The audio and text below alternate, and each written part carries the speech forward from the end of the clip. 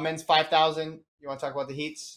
Yeah, I mean, eventful heats. Eventful heats. First, talk about from the American perspective.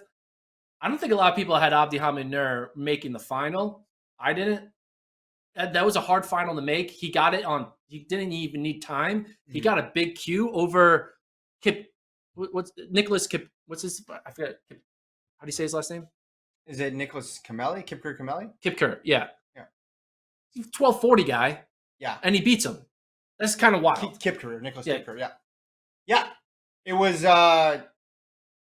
It started off pretty modest pace, and then it got going, and he just stuck in with the pack and rolled along with them. So Oscar Chelimo won that heat. Fisher got through. Borrega got through. Cheptegei got through. I mean, you look at those names, it's like, hey, it's big names.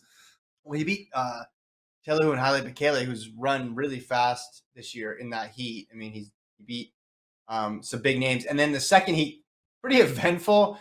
Grijalva was up there. They ran fast up front. Jacob Kropp won it. Who's another 1240 guy this year. Jakob was there. Jakob was motioning to the crowd with 100 to go. Grijalva started doing it too. He's like, Ingebrigtsen's going to do it. I'm going to do it.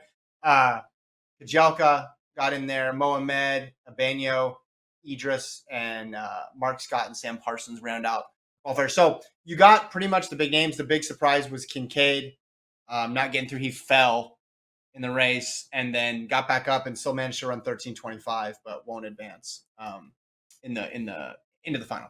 Yeah. So you interviewed Abdi Hamid Nur. What did he say making the final?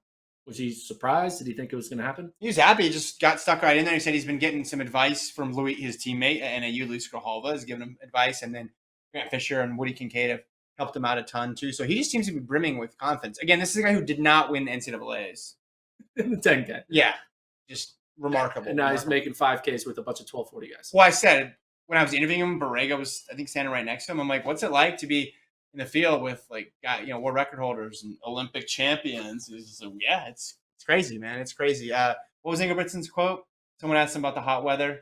Oh, he said, hot weather is just happy weather. Yeah, it is happy. It's just happy weather. He put his hands up. He thought about it for a second.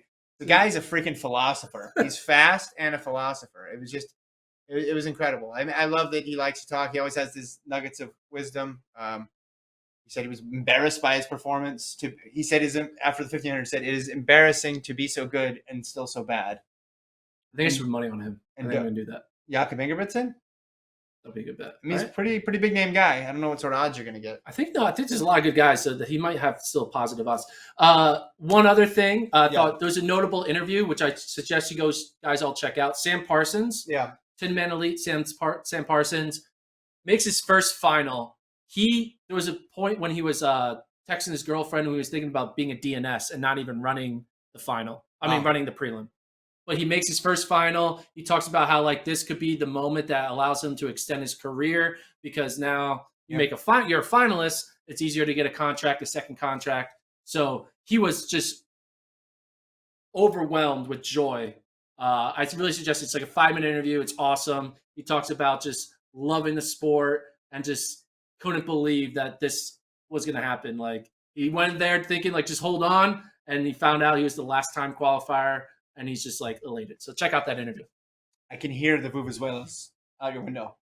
Jamaicans are still partying. I mean, they're not going to stop for a while after that performance. It's just crazy to hear it out the window.